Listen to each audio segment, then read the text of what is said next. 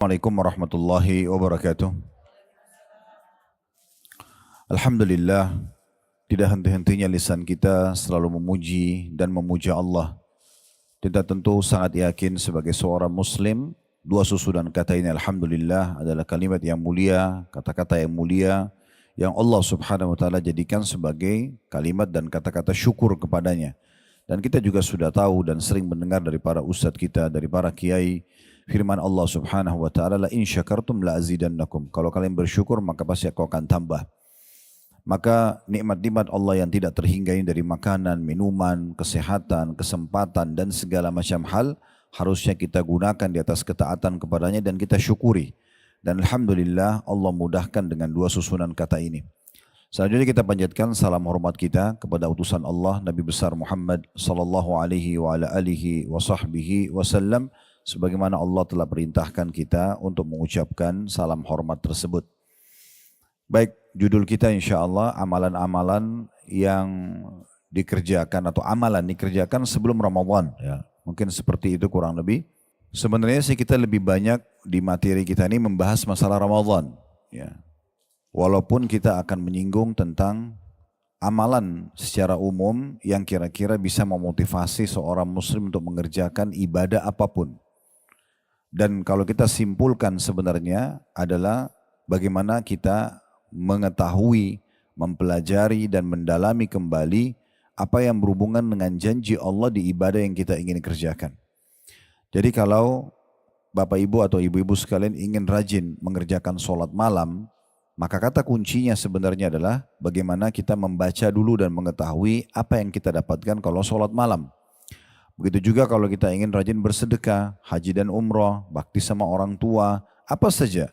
Semua jenis perintah agama, kalau kita ingin agar kita selalu termotivasi mengerjakan, terdorong ya, semangat untuk mengerjakan, dan juga bahkan bisa lebih jauh dari itu yaitu istiqamah. Kita konsisten menjaganya, yaitu dengan membanyak mempelajari dan mengulang-ulangi kembali tentang janji Allah di ibadah tersebut.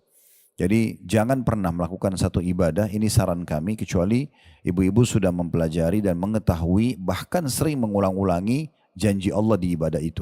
Biasanya dalam bahasa ceramah itu fadilahnya. Demikian pula kalau kita masih terjerumus dalam pelanggaran-pelanggaran agama, maka secara otomatis tentunya kita juga mengetahui atau mempelajari dan mengulang-ulangi tentang masalah ancaman di dosa yang sedang kita kerjakan. Sehingga akhirnya jiwa ini menahan diri agar jangan sampai terjerumus dalam kesalahan tersebut. Karena kita makin tahu atau kembali diingatkan tentang masalah ancaman orang berbohong misalnya, atau riba misalnya, atau gunjing atau gosip misalnya, fitnah dan seterusnya. Maka ini diistilahkan oleh para ulama dengan at-targhib dan tarhib. At-targhib artinya dalil-dalil syar'i yang memotivasi kita untuk selalu mengerjakan ibadah dan bisa konsisten menjaganya, serta at-tarhib adalah dalil-dalil ancaman bagi para pelanggar supaya mereka tidak melakukannya atau berhenti dari pelanggarannya. Nah, kurang lebih seperti itu gambarannya. Kalau berbicara tentang masalah Ramadan, mungkin dalam mukaddimahnya perlu kita garis bawahi, setiap orang muslim, ibu-ibu sekalian, sangat dianjurkan agar selalu semangat mengisi waktu-waktu dan umur mereka di dunia ini dengan hal-hal yang bermanfaat. Dan Islam menolak sekali sifat malas, menunda-nunda amal. Ya, ini seperti misalnya orang mengatakan nanti aja deh saya sholat malam, mungkin masih bisa besok, nanti aja saya sholat duha, nanti aja saya sedekah, nanti saja saya haji dan umroh. Terus ditunda-tunda, atau nanti saja deh dari undangan taklim itu saya datang mungkin yang bulan depannya atau tahun depannya. Seperti itu semuanya yang membuat akhirnya seseorang itu jauh daripada ibadah kepada Allah subhanahu wa ta'ala dan hilang dari dia peluang-peluang ibadah tersebut. Perlu kita garis bawahi poin penting, kesempatan ibadah tidak bisa terulang. Kalau seandainya, misal tadi malam ada orang yang tidak sholat tahajud, walaupun itu ibadah sunnah.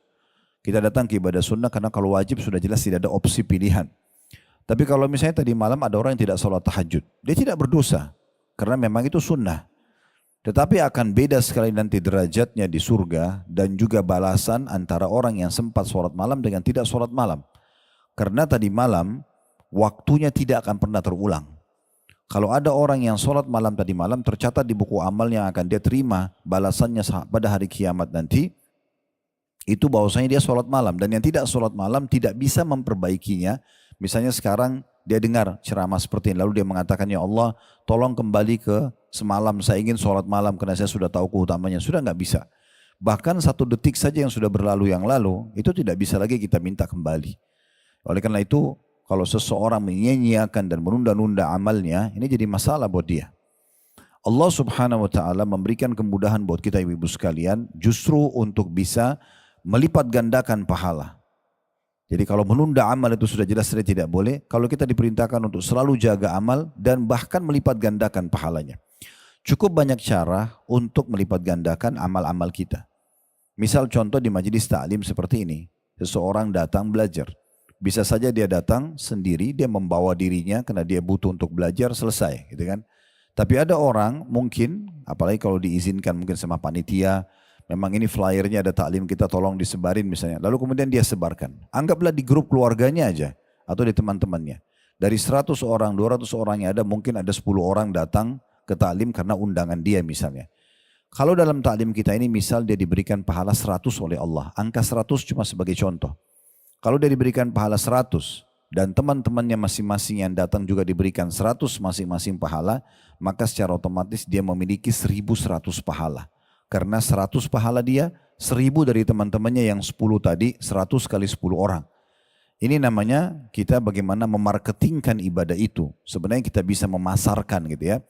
Semua jenis ibadah yang sedang kita kerjakan bisa kita raih pahala yang sama dan berlipat-lipat ganda walaupun sebenarnya jenis ibadahnya sama.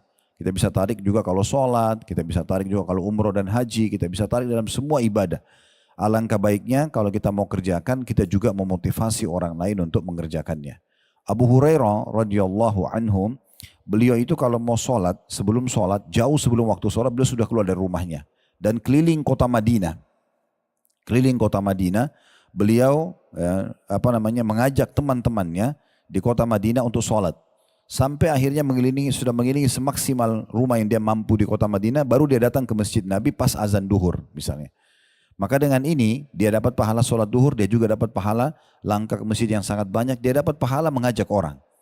Sehingga dia bisa mendapatkan ekstra pahala jenis ibadah yang sama, toh sama saja waktunya, jenis ibadahnya, energi yang juga dia keluarkan. Ini contohnya gitu ya.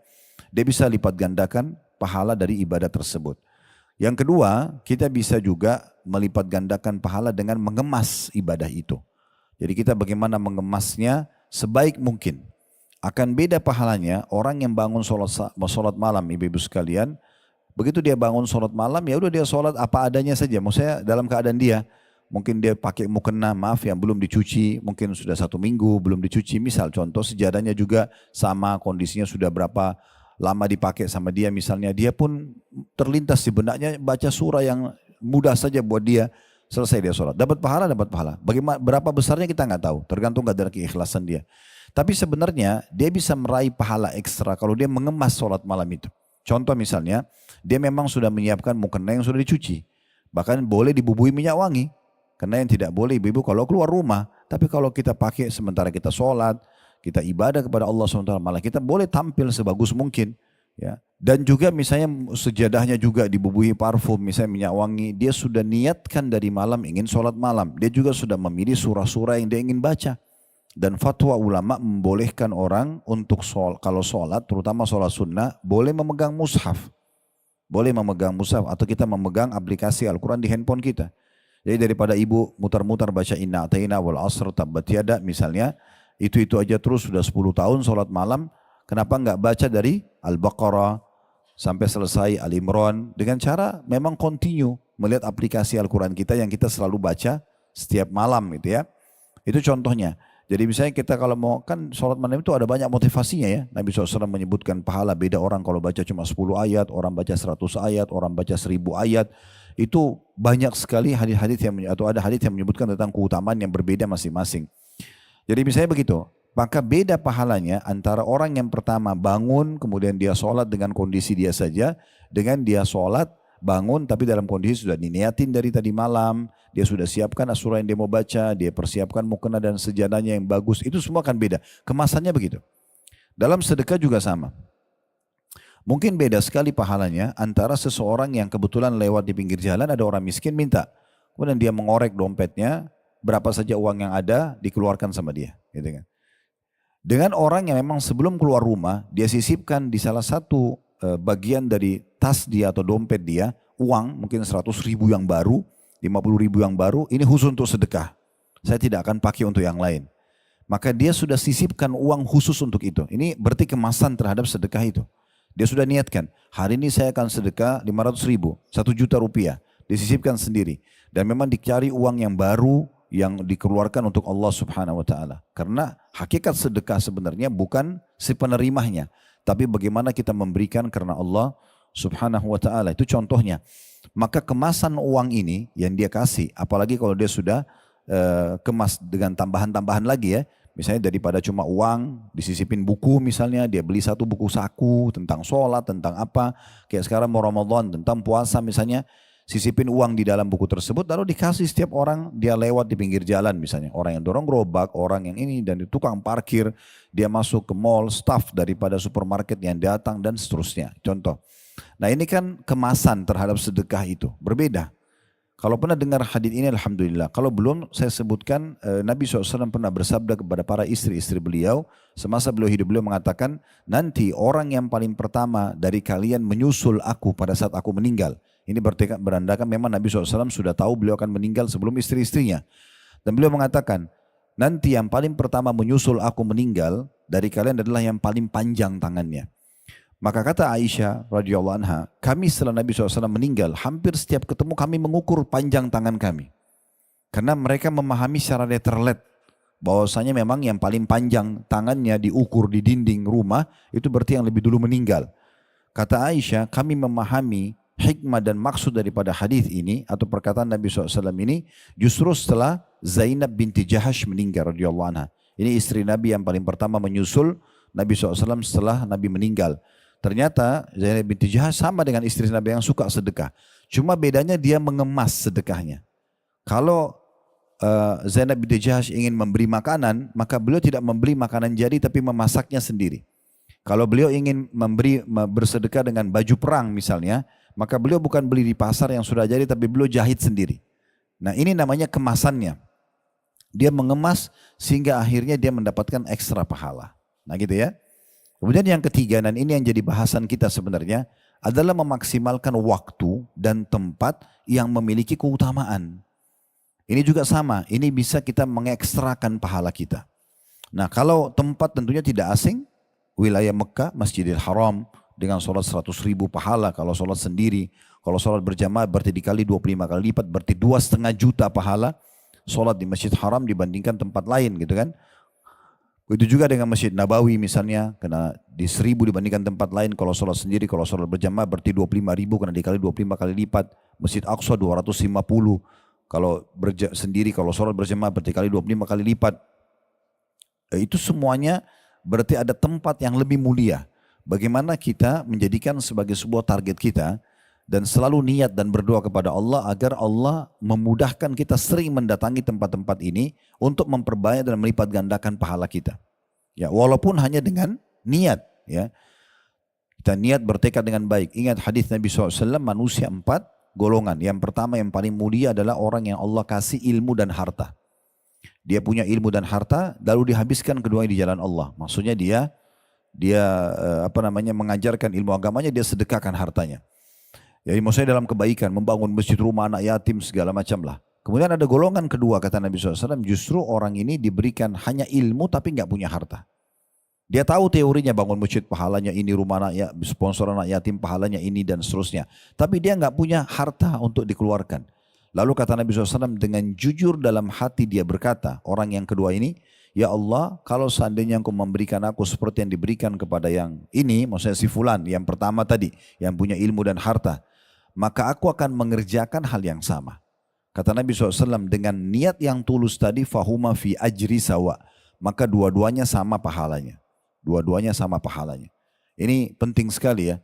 Saya pernah duduk merenung di Masjidil Haram, waktu itu pas menjelang buka puasa, di bulan Ramadan, biasanya kena kami bimbing jemaah, Dan saya biasa ajak jemaah, yuk sebelum buka puasa kita buka puasain orang di Masjid Haram. Bawa apa yang kita bisa bawa gitu. Bawa kurma, bawa apalah, bawa aja walaupun cuma beberapa kita mampu masuk terus taruh ikut buka puasain orang di situ ya. Tapi sekarang alhamdulillah kita sudah bisa connect sama yayasan-yayasan resmi di Mekah untuk bisa buka puasain orang. Biasanya menjelang puasa kami iklanin kalau ada yang mau partisipasi dalam masalah ini. Intinya sebenarnya waktu sementara menjelang azan maghrib, orang semua pada sibuk berdoa, ada yang sibuk menyiapkan buka puasa. Saya sempat merenung sejenak sambil melihat Masjidil Haram yang begitu banyaknya orang tawaf, begitu banyaknya orang sa'i, begitu banyaknya orang sholat, zikir, berdoa, macam-macam ibadah di situ. Berapa banyak pahalanya Raja Saudi ini. Karena dia yang membangun, dia punya kekuasaan Allah kasih. Mungkin kalau kita jadi Raja Saudi kayaknya sudah mustahil gitu ya. Karena sudah sangat jauh. Allahu alam kalau Allah bukain, tapi itu sangat jauh. Karena memang kita bukan warga negara sana, bukan keturunan kerajaannya. Tapi apakah kita hanya tonton saja? Nonton lihat pahala yang miliaran ini didapatkan dengan satu orang sholat berjamaah berarti sama dengan 2,5 juta tadi saya bilang. Kan 100.000 pahala kalau Masjid Haram. Kalau kali 25 kali lipat karena berjamaah kan 2,5 juta. Kali sekian juta orang yang sholat berapa miliar triliunan pahala dipanen oleh kerajaan Saudi, ya gitu. Itu belum tawafnya, belum doanya, belum macam-macam gitu kan. Dan itu 24 jam non-stop. Kalau kita di Indonesia mungkin masjidnya sholat 5 waktu habis itu orang pulang. Di sana nggak ada begitu. Pokoknya kalau selesai sholat wajib pun orang banyak sholat sunnah, orang tetap tawaf, orang berdoa, ada yang itikaf, banyak sekali. Saya sempat merenung sejenak, saya pikir apakah ini cuma kita tonton. Saya tiba-tiba teringat hadis tadi. Yang kata Nabi SAW tadi itu kan, manusia 4 golongan, yang pertama orang yang dikasih harta dan ilmu. Ya mungkin mereka posisinya di situ. Karena mereka melimpah hartanya, mereka tidak mau, bahkan kerajaan Saudi tidak pernah taruh kotak amal di masjid. Coba cari, nggak akan ketemu. Kenapa? Karena mereka mau panen pahala sendiri itu. Nggak mau mereka. Kalau ibu datang ke Masjid Haram kasih penjaganya ini uang, ditolak sama dia. Dia nggak akan mau terima. Dikasih pribadi pun belum tentu. Saya tidak bicara bagian orang-orang Bangladesh yang biasa bersih-bersih masjid, mungkin mereka meminta. Kalau penjaganya orang Saudi pasti mereka nolak umumnya, gitu kan? Gak bakal mau dikasih duit mereka itu, karena mereka sudah dikasih uang, ada juga akadnya mereka nggak boleh terima dan segala macam. Jadi memang luar biasa pahalanya. Jadi mereka punya ilmunya, tahu ini pahalanya besar, mereka juga punya hartanya. Sekarang kita nggak punya itu, tapi kita tahu teorinya. Lalu saya berpikir, kenapa kita nggak coba jalankan hadis ini? Kita tidak mengatakan, ya Allah kalau seandainya engkau memberikan aku seperti yang kau berikan para penguasa Saudi ini, aku akan mengerjakan yang sama. Tulus dalam hati. Berharap. Siapa tahu Allah bisa berikan kita triliunan pahala hanya dengan niat kita itu. Karena memang kita tidak punya kemampuannya kan gitu. Itu contohnya. Jadi jangan disia-siakan. Saya pernah bicara sama Dr. Yasir Dusari, salah satu imam Masjid Haram. Waktu itu kami undang beliau datang ke hotel bertemu dengan jemaah. Dan beliau datang, jazakallah khair, ketemu. Terus dia sempat ngobrol-ngobrol di kamar untuk sama saya ngobrol sebentar. Salah satu yang beliau ngomongin, dia bilang, ya Khalid, yang paling mahal buat saya adalah saya dimudahkan oleh Allah untuk menjadi imam Masjid Haram ini. Bayangkan berapa banyak pahala yang saya bisa dapat pada saat saya imami mereka. Kalau saya bisa mempertaruhkan semua yang saya miliki di dunia ini hanya untuk jadi imam di sini, maka itu sudah cukup buat saya. Nah itu betul. Orang berpikir begitu. Nah bagaimana kita berpikir cerdas, memaksimalkan tempat-tempat ini untuk bisa meraih pahala. Nah begitu juga dengan yang sekarang kita ingin titikkan adalah memaksimalkan waktu. Nah waktu yang bisa dimaksimalkan ini itu diantaranya bulan Ramadan. Ini salah satunya. Dan sudah sangat tepat sebenarnya kalau kajian kita walaupun masih 1 bulan lagi Ramadan, justru memang harus punya persiapan jauh sebelumnya gitu ya. Harus punya persiapan, karena kalau kita malah mepet-mepet menjelang Ramadan, maka mungkin semangatnya juga akan beda dengan orang yang jauh sebelumnya sudah punya persiapan. Orang yang kalau mau buka satu perusahaan, yang orang tiba-tiba saja, hari ini invest yuk, ini perusahaannya, dengan orang yang sudah ditawarkan dari sebelum proyek itu ada, kemudian diinvestasikan, diatur dananya, segala macam, ya intinya ada RAB-nya, maka semua akan lebih mudah. Ya, seperti itu kurang lebih gambarannya. Nah, bulan-bulan Ramadan atau bulan Ramadan ini salah satu waktu yang sangat ya mahal yang harusnya kita maksimalkan sebagai seorang muslim. Bahkan sebagian salaf mengatakan andai saja ada seseorang yang sudah meninggal dunia kemudian dikasih pilihan untuk hidup dan memilih di antara 12 bulan-bulan Hijriah dalam setahun dia pilih untuk dia hidup, maka dia akan pilih Ramadan. Karena orang yang sudah meninggal akan lebih memahami tentang makna keutamaan waktu ini. Nah ini kurang lebih mukaddimah kita pembukaan untuk menjelaskan kenapa ada singgungan tentang amalan yang harus dikerjakan sebelum Ramadan. Nah kalau saya kerucutkan adalah kita mencari tahu tentang apa yang kita dapatkan di bulan Ramadan. Sehingga kita lebih semangat lagi untuk memaksimalkan waktu yang sudah Allah tentukan ini. Dan Allah memang punya hak untuk bisa mengatur apa saja. Sebagaimana Allah pilih dari kalangan malaikat-malaikat ada Jibril, ada Mikail, ada Israfil, pemimpin dari sekian banyak malaikat yang lain. Allah pilih para nabi-nabi dan rasul dari sekian banyak manusia. Allah pilih dari tempat-tempat tadi, ada Mekah, ada Madinah, ada Baitul Maqdis, ya, ada Masjid Haram, Masjid Nabawi, ada Baitul Maqdis, itu dari tempat-tempat yang lain. Allah memilih dari hari-hari, ada hari Jumat, kayak hari kita sekarang dibandingkan hari-hari yang lain. Ada bulan, yaitulah bulan Ramadan dibandingkan bulan-bulan yang lain gitu ya. Semua ini memang hak Allah Subhanahu wa taala. Allah memilih sesuai dengan keinginannya dan Allah kekalkan itu dalam Al-Qur'an. Memang Allah memilih dan Allah mengatur semuanya. Tinggal bagaimana kita memaksimalkan apa yang sudah Allah Subhanahu wa taala pilihkan buat kita tadi. Dan itu Allah Subhanahu wa taala sebutkan dalam surah Al-Qasas surah nomor 28 ayat 68. Surah nomor 28 ayat 68, wa rabbuka yakhluqu ma yasha'u wa yakhtar ma kana lahumul khiyaratu min ma kana lahumul khiyara subhanallahi wa ta'ala amma yusyrikun. Dan Tuhanmu menciptakan dan memilih apa yang Dia kehendaki bagi mereka, maksudnya manusia. Dan bagi manusia tidak ada pilihan. Maha suci Allah dan maha tinggi. Dia maha suci Allah dan maha tinggi ya dari apa yang mereka persekutukan. Gitu ya. Nah Ramadan ini ibu-ibu sekalian ibarat bulan pelatihan. Dan kita akan sebutkan belasan daripada manfaat seseorang memaksimalkan Ramadan ya. Itu yang sebenarnya satu poin saya sudah cukup untuk kita termotivasi mengejar dan berusaha berdoa kepada Allah SWT agar dipanjangkan umur sampai di Ramadan gitu ya. Apalagi kalau sampai belasan yang bisa kita sebutkan. Jadi Ramadan itu ya, memang dia banyak sekali yang akan diberikan manfaat-manfaat, diantaranya sebenarnya seperti ibaratnya kalau perusahaan itu, saya yakin kalau di sini ibu-ibu yang punya perusahaan tidak asing, semua staf kita, walaupun dia cum laude di kampusnya, tamatan terbaik misalnya bagian akunting, manajemen atau apa saja, itu biasanya setelah 6 bulan, 1 tahun bergabung di perusahaan, 2 tahun, pasti ada upgradingnya. Dia harus ikut pelatihan-pelatihan lagi untuk meningkatkan skillnya, gitu kan? Jadi tidak cukup teori yang dipelajari di kelas, gitu ya, di kampus dulu. Tetap pengalaman lapangan itu akan membuat butuh upgrading. Nah kita sekarang makanya biasa perusahaan punya pelatihan-pelatihan. Nah, dikirimlah stafnya untuk pelatihan. Ada dalam negeri, ada luar negeri. Tujuannya agar dia bisa mendatangkan hal yang lebih baik buat perusahaan. Nah seperti itulah. Nah bulan Ramadan diibaratkan seperti itu. Dia kayak bulan pelatihan. Ya, bagaimana kita sebenarnya setiap tahun mengupgrade diri kita ya, dan meningkatkan hal-hal yang baik, terutama dalam ibadah kepada Allah Subhanahu wa taala. Jadi Ramadan itu untuk bekal kita 11 bulan ke depan. Ramadan akan datang lebih tinggi lagi. 11 bulan ke depan sampai kita bertemu dengan Allah Subhanahu wa taala dalam kondisi lebih sempurna dari sisi iman dan juga amal saleh. Nah, seperti itulah. Nah, bulan Ramadan ini memiliki banyak sekali poin-poin, dari saya bilang belasan, coba kita singgung ya, yang harusnya memang salah satunya saja sudah bisa menjadi motivasi besar kita untuk mengejar dan terus berdoa kepada Allah SWT agar bisa sampai di bulan Ramadan. Dan nanti kalau tiba Ramadan pun kita masih hidup dengan izin Allah SWT, jangan disia-siakan. Karena ini bulan sangat luar biasa, terkhususkan gitu ya. Banyak khususnya atau khasnya yang tidak ada di bulan-bulan lain. Yang pertama, bulan Ramadan adalah bulan turunnya Al-Quran. Yang dimaksud dengan bulan turunnya Al-Quran, bukan hanya sekedar kita kenang, oh Al-Quran turun pernah pertama di bulan Ramadan.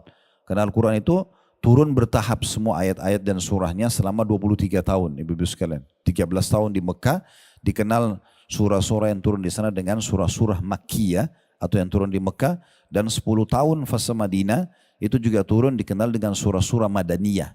Salah satu perbedaan dasar antara surah-surah Makkiyah dan Madaniyah adalah kalau Makkiyah itu belum banyak bicara masalah hukum. Lebih banyak bicara tentang masalah umat sebelum kita, tentang surga dan neraka gitu ya. teguran-teguran Allah SWT kepada orang-orang kafir Quraisy, itu isinya. Nanti fase Madinah, ayat surah-surah Madinah itu kebanyakan hukum-hukum. Makanya perintah Ramadan itu terjadi di tahun 2 Hijriah. Begitu juga dengan jihad, begitu juga dengan zakat. Banyak sekali. Yang di Mekah itu diperintahkan lebih kepada sholat saja. Itu pun terjadi di tahun ke-11 dari masa kenabian setelah kejadian Isra dan Mi'raj. Gitu ya. Sebelumnya itu adalah peringatan-peringatan lebih kepada umat-umat sebelum kita yang telah Allah binasakan karena mereka syirik kepada Allah Subhanahu wa taala. Nah, seperti itu. Jadi Al-Quran sebagaimana Allah sebutkan turun di bulan Ramadan dalam surah Al-Baqarah surah nomor 2 ayat 185. Syahrul Ramadan alladzi unzila fihi al-Qur'anu hudan lin-nasi wa bayyinatin minal huda wal furqan. Al-ayah. Bulan Ramadan adalah bulan yang di dalamnya diturunkan Al-Quran sebagai petunjuk bagi manusia dan penjelasan mengenai petunjuk itu dan pembeda antara yang benar dan yang batil. Maksudnya begitu tiba Ramadan nanti, ibu harusnya menjadikan momentum yang paling tepat untuk lebih mengenal Al-Quran. Lebih baik bacaannya, lebih baik tadabburnya, lebih bertambah hafalannya, lebih banyak mengaplikasikan isi Al-Quran. Sebagaimana yang kita paparkan tentang hak Al-Quran ada 4 gitu ya. Dikatakan bahwasanya Nabi SAW menjadikan Ramadan sebagai momentum lebih dekat dengan Al-Quran. Padahal beliau sendiri turun padanya Al-Quran. Di dalam hadis yang sahih diriwayatkan oleh Tirmidzi, kata Nabi atau dikatakan oleh Ibnu Abbas radhiyallahu anhu, karena Rasulullah sallallahu alaihi wasallam ajwadan nasi wa kana ajwadu ma yakunu fi Ramadan. Hina yalqahu Jibril wa kana yalqahu fi kulli lailatin min Ramadan fayudarisuhu al-Qur'an. Fala Rasulullah sallallahu alaihi wasallam ajwadu bil khairi min rihil mursala. Rasulullah SAW adalah manusia yang paling dermawan, terutama di bulan Ramadan. Jadi selain Ramadan sudah dermawan, Ramadan lebih termotivasi lagi karena besarnya keutamaannya. Kemudian dikatakan dan pada bulan Ramadan ya, Jibril datang menemui Nabi SAW pada setiap malam dari bulan Ramadan. Dan Jibril mengajarkan Al-Quran kepada Rasulullah SAW. Dan ketahuilah Rasulullah SAW orang yang paling dermawan, bahkan lebih cepat daripada angin yang berhembus. Tapi saksi bahasan kita, Nabi SAW sendiri memaksimalkan Ramadan dengan Al-Quran. Sebagian ulama salaf, ibu-ibu sekalian, kalau tiba Ramadan, mereka ada yang menutup majelisnya. Majelis ini ditutup khusus untuk Al-Quran. Ada sebagian pedagang memberhentikan perdagangannya untuk Al-Quran. Sampai seperti itu mereka melakukan. Karena mereka tahu ini bulan bagaimana mereka justru mendalami Al-Quran. Ada 4 hak Al-Quran yang harus kita perhatikan baik-baik. Dan usahakan Ramadan nanti ini kita lebih bisa meningkatkan itu. Ya, yang pertama membacanya. Caranya membaca harus berurut. Dari 114 surah itu. Dari Al-Fatihah surah nomor 1. Al-Baqarah surah nomor 2. Al-Imran 3. An-Nisa 4. Gitu kan? Al-Ma'idah 5. Al-An'am 6. Terus begitu. Berlanjut Al-Anfal, At-Taubah, Yunus, Hud, dan seterusnya sampai surah An-Nas. Ibu ngerti nggak ngerti artinya nggak masalah. Yang penting mengkhatamnya, membaca. Ya.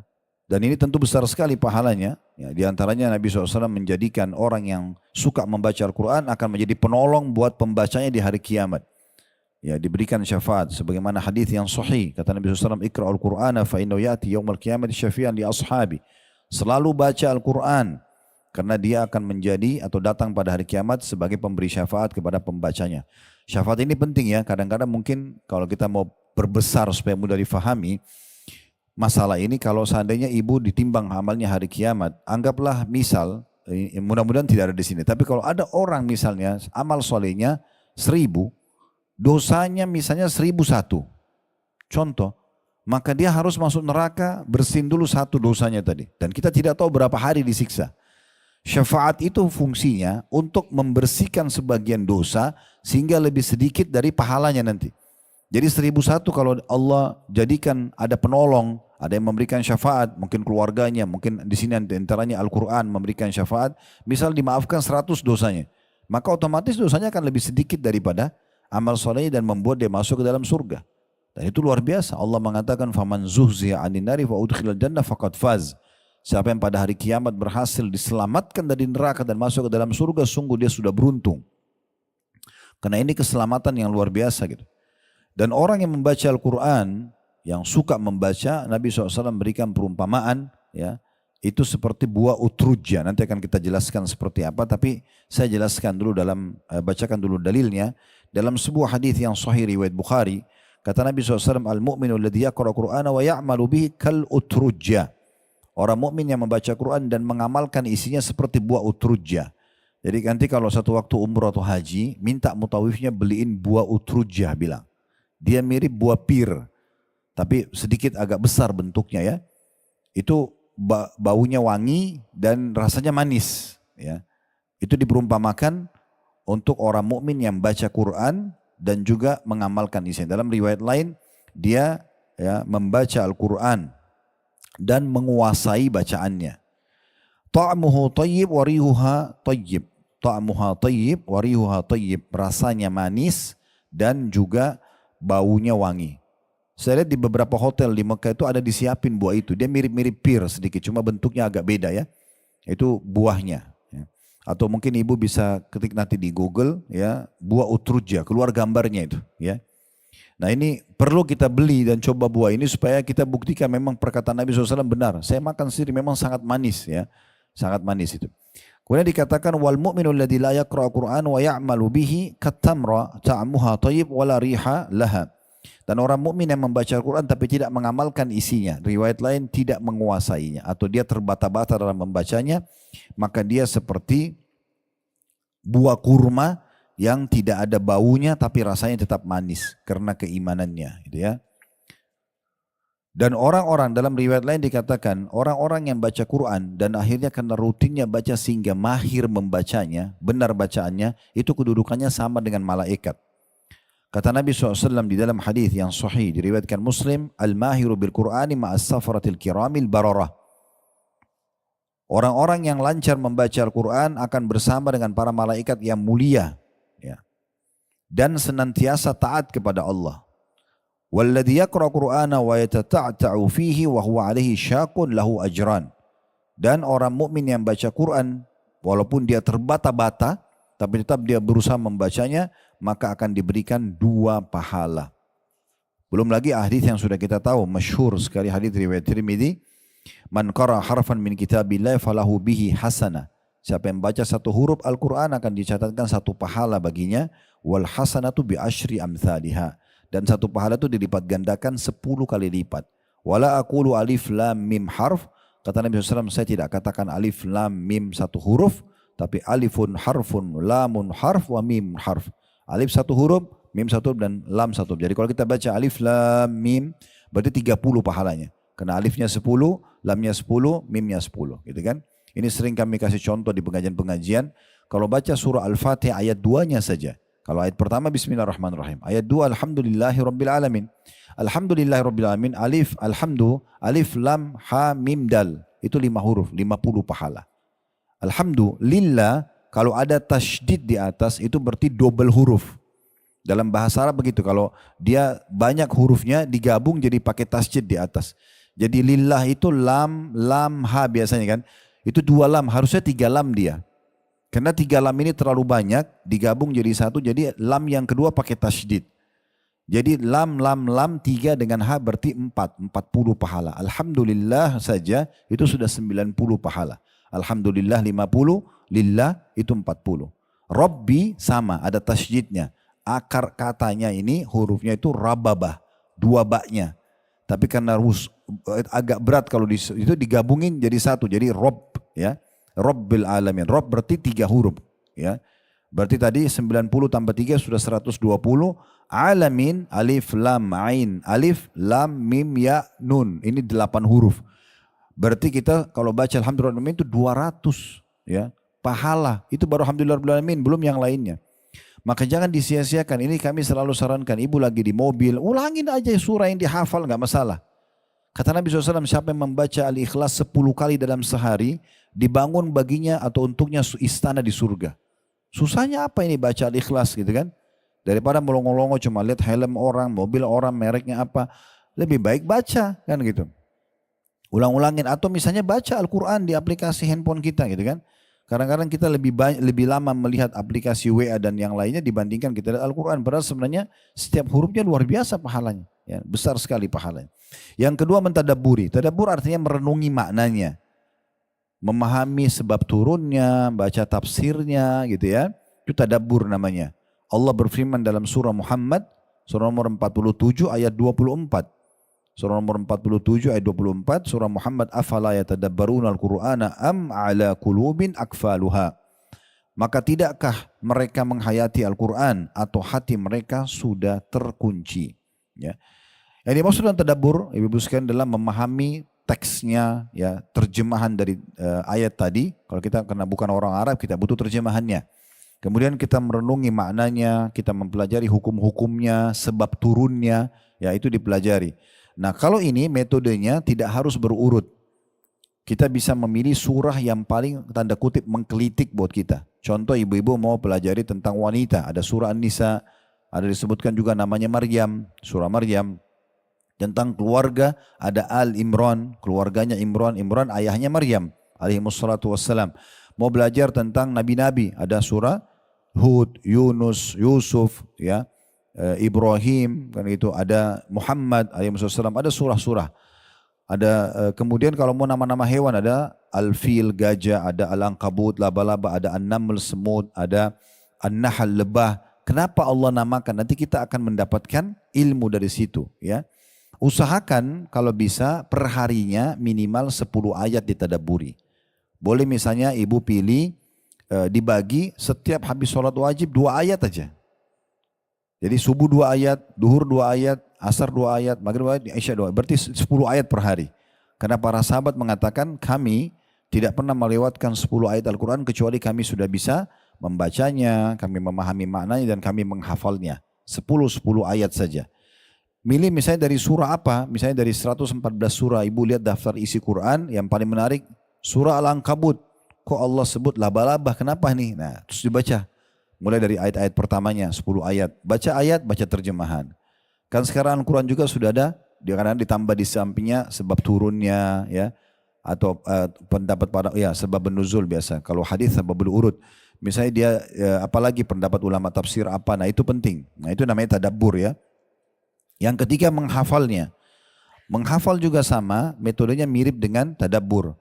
Ibu nggak harus berurut dari Al-Fatihah, Al-Baqarah, Al-Imran sehingga 114 surah. Itu bisa, tapi bisa dengan metode yang lain. Ibu cari surah yang paling ibu suka. Mengkritik bagi ibu, surah Maryam, saya ingin tahu nih kenapa ada nama Maryam disebutkan misalnya. Boleh dari surah Maryam aja, hafal di situ. Kemudian diulang-ulangi dalam sholat. Diulang-ulangi dalam sholat. Sholat qobliyah, sholat ba'diyah, sholat duha, sholat malam, sholat taubat. Diulang-ulangi, gitu kan. Dibaca hafalan kita sehingga nanti hafalan itu akan berbekas dengan sendirinya. Kalau kita baca atau kita hafal 10 ayat per hari dan sama metode tadabbur tadi, berarti habis sholat wajib 2 ayat saja. Subuh 2, duhur 2, asar 2, maghrib 2, isya 2. Satu hari berarti 10 ayat. Al-Quran itu ada 6.000 sekian ayat, ibu-ibu sekalian. Kalau satu hari kita hafal 10 ayat, kali 1 bulan, 30 hari kita punya 300 ayat. Kali 1 tahun kita punya 3.600 ayat. Kurang dari 2 tahun sebenarnya kita sudah bisa menjadi seorang hafid Quran. Ya. Tapi kita harus memulainya. Kadang-kadang syaitan membebankan kita seakan-akan itu berat sekali. Padahal sebenarnya keutamanya besar. Di antara keutamaan orang yang menghafal Al-Quran, disebutkan di dalam hadis riwayat Tirmidzi, kata Nabi SAW, yaji'ul Qur'anu yawmal qiyamah fayaqulu ya Rabbi hallihi fayulbasu tajal karamah. ثم يقول يا ربي زده فيلبس حلة الكرامة ثم يقول يا ربي ارضى عنه فيرضى عنه فيقال له اقرأ وارقى وتزاد بكل آية حسنة. Al-Quran akan datang pada hari kiamat lalu dia akan berkata kepada Allah. Al-Quran bicara dengan Allah. Kita tidak tahu bagaimana bentuknya, tapi yang jelas seperti ini penyampaian Nabi SAW yang kita imani. Ya Allah, Quran berkata kepada Allah, berikanlah orang yang sudah menghafalku ini, ya, orang penghafal ini perhiasan. Lalu Allah memberikan kepada seorang hafid Quran mahkota kemuliaan. Al-Quran lalu meminta lagi kepada Allah, mengatakan yang kedua kali, ya Allah tambahkan untuknya. Lalu dia diberikan pakaian perhiasan kemuliaan. Jadi sudah pakai mahkota yang indah, pakai juga baju yang indah gitu ya. Lalu Al-Quran masih mengatakan lagi, ya Allah ridholah padanya. Keridhaan Allah ini berarti luar biasa, pelipat gandaan pemberian derajat dan segala macam. Maka Allah pun meridhoinya. Lalu dikatakan kepada hafid Quran tersebut, bacalah dan naiklah, akan ditambahkan untukmu pahala dari setiap ayat yang kamu baca. Riwayat lain, satu ayat, satu derajat di surga. Sebagian ulama menanggapi hadis ini sambil mengatakan jumlah tangga surga untuk sampai ke derajat tertinggi itu sejumlah ayat Al-Quran. Sejumlah ayat Al-Quran. Jadi 6.000 sekian gitu ya. Itu kalau orang menghafalnya dan sering mengulanginya berarti dia akan sampai ke derajat tertinggi. Yang terakhir yang keempat, mengamalkan isinya. Jadi kita mengamalkan isi-isi Al-Quran. Perintah-perintah yang ada di dalamnya, larangan-larangannya. Karena memang ini adalah sebuah kewajiban. Makanya Aisyah waktu ditanya, kaifa kana khuluqun Nabi SAW, bagaimana akhlak Nabi SAW dalam bermuamalah? Kata Aisyah, kana khuluqul Quran. Akhlaknya Nabi Al-Quran. Jadi Nabi terapkan Al-Quran dalam kehidupannya. Itu yang pertama, tentang turunnya Al-Quran. Jadi jadikan Ramadan momentum untuk belajar Al-Quran, lebih dekat dengan Al-Quran, lebih memahami makna-maknanya. Jangan sudah sekian tahun kita dapat Ramadan sama aja. Gitu. Tidak, bahkan ada orang tidak pernah mengkhatam, tidak pernah membaca, tidak peduli, sayang sekali gitu ya. Kalau tahun-tahun sebelumnya ibu nggak pernah mengkhatam Quran walaupun cuma sekali, nanti targetkan Ramadan ini sambil berdoa kepada Allah untuk bisa mengkhatamnya. Dibuatlah programnya. Sehari saya harus baca berapa ayat nih supaya saya bisa khatam dalam 3 bulan dalam 1 bulan misalnya. Satu hari 1 juz, dipecah lagi 1 juz itu. Dipecah di setiap habis sholat 5 waktu misalnya. Saya harus baca berapa lembar sehingga selesai 1 juz 1 hari. Bisa lebih banyak alhamdulillah. Imam Syafi'i rahimahullah itu bisa mengkhatam Al-Quran di bulan Ramadan 60 kali. Ya. Itu bukan jumlah yang kecil. Mungkin ada yang mengatakan kok bisa? Jadi begini ibu sekalian ya. Kita kalau membiasakan diri mengerjakan satu jenis ibadah, Allah akan berikan keberkahan di ibadah itu. Contoh misal, kalau orang belum pernah baca Quran, maka dia akan merasa berat untuk membaca surah Al-Baqarah misalnya, atau mengkhatamnya. Tapi coba ibu mulai dulu. Kalau ibu sudah mulai dan mulai terbiasa, lama-lama jadi ringan. Orang kalau belum pernah sedekah 50.000, mungkin bagi dia berat. Tapi kalau dia sudah memberikan 50.000 dan sudah rutin, lama-lama jadi kecil 50.000 itu.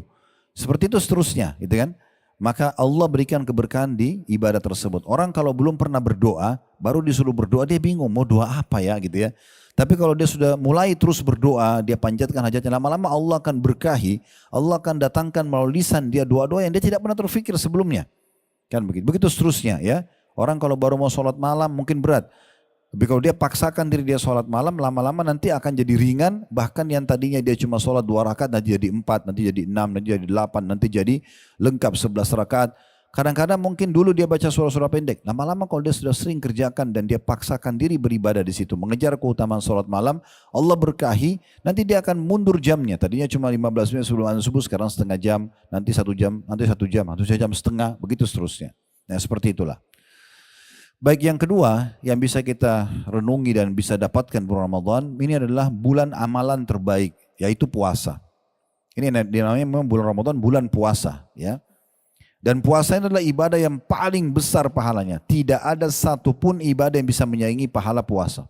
Ini pahala yang paling besar. Disebutkan dalam hadis Nabi SAW, kullu amal ibn Adam yudha'af al-hasanatu 10 amthaliha ila 700 dhi'fin. Semua amal ibadah anak Adam itu akan diberikan kelipat gandahan pahala 10 kali lipat. Bahkan bisa sampai 700 kali lipat. Tergantung tadi yang saya sampaikan di awal pembukaan ya.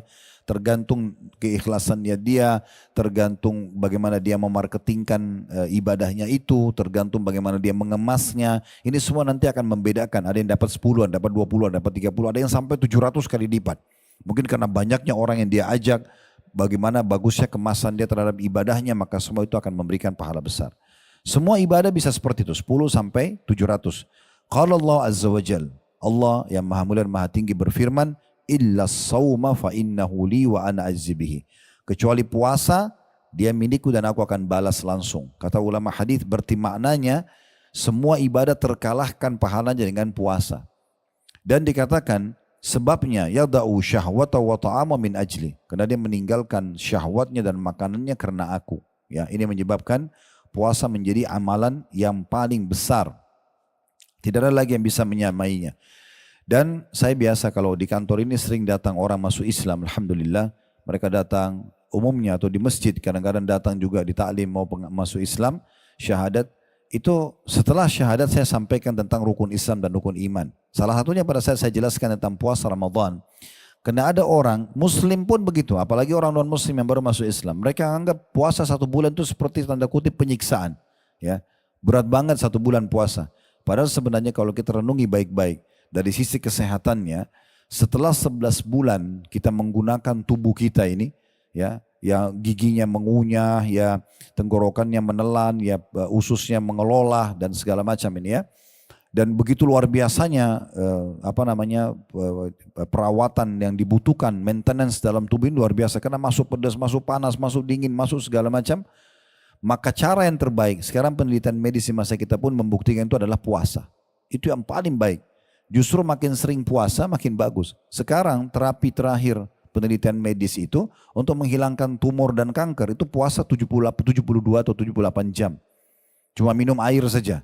Ternyata itu membuat si tumor itu tidak punya makanan masuk, maka bisa membuat dia redam. Itu coba dibaca penelitian terakhirnya ada itu.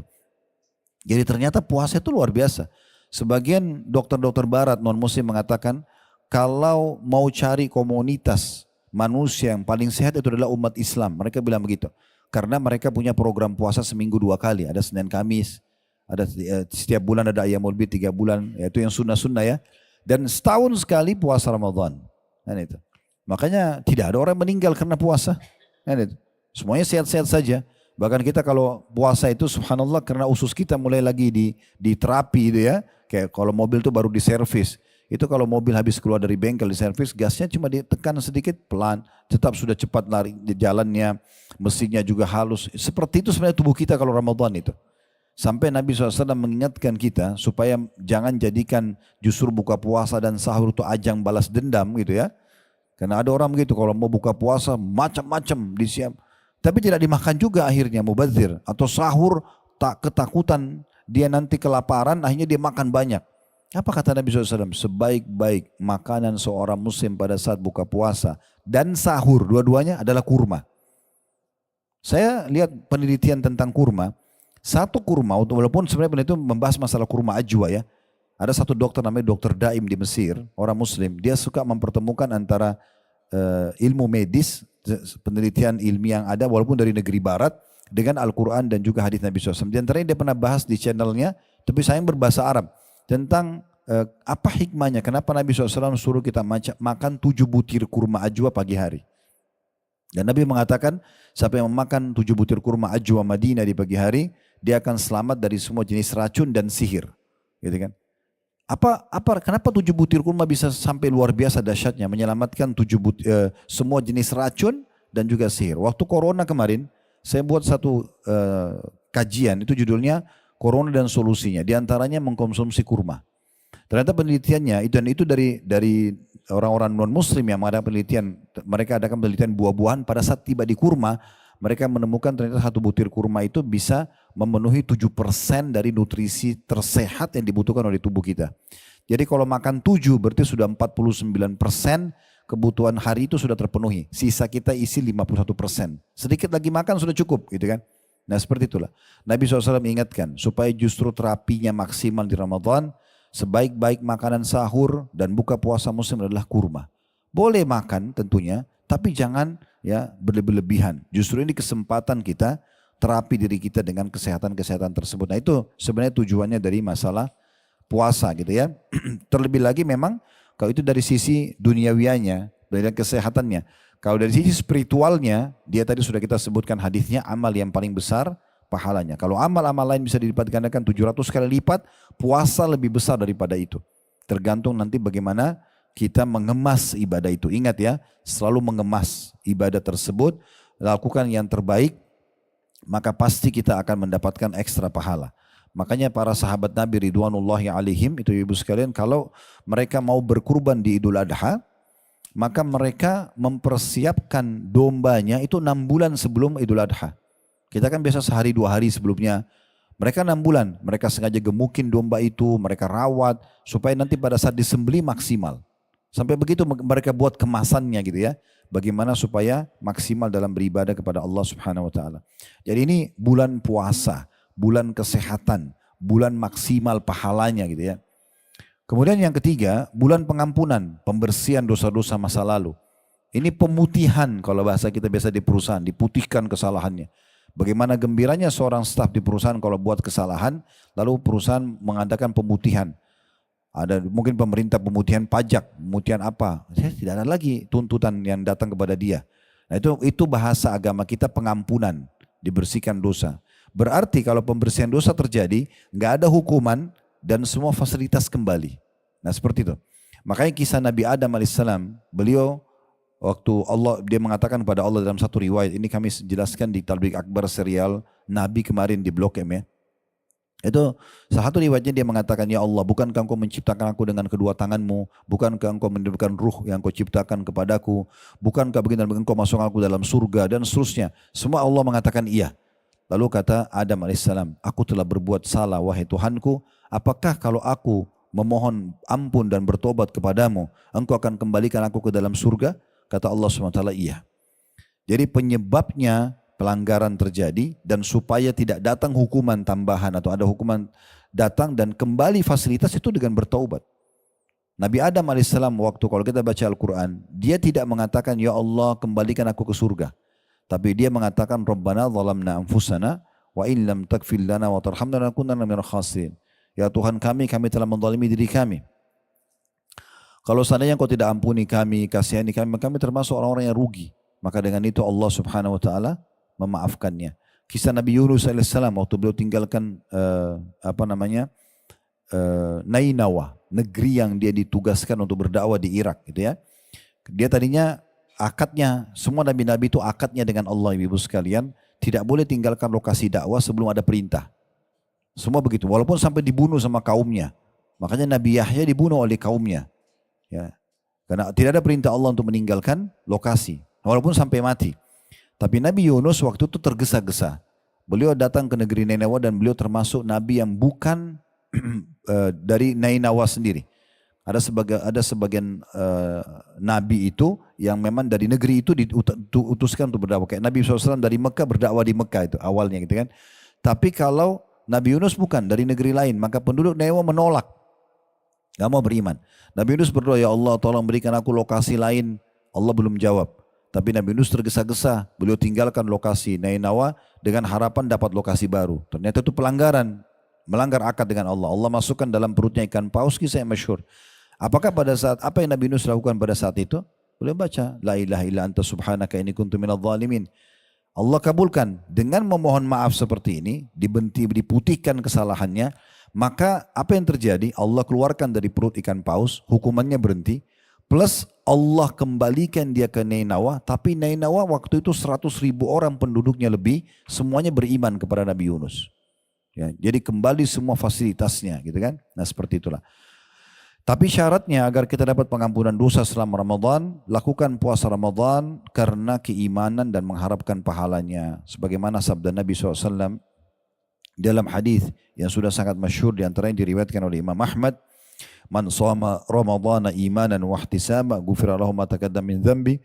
Siapa yang berpuasa Ramadan karena keimanan, yakin ini perintah Allah, dan ihtisab, mengharapkan pahalanya.